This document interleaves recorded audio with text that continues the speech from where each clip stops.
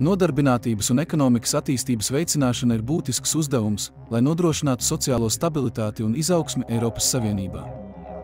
Eiropas parlamenta vēlēšanas ir iespēja ietekmēt politiku, kas saistīta ar ekonomikas izaugsmi un darba tirgus attīstību.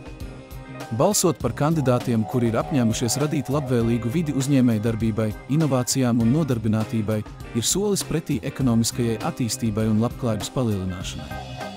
Kopīgi strādājot, mēs varam veicināt iespēju un labklājības pieaugumu Eiropas Savienībā.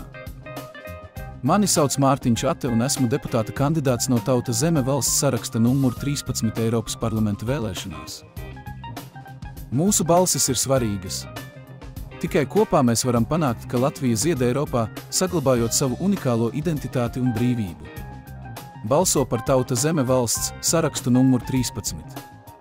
Uzziniet vairāk par mani martinsate.com.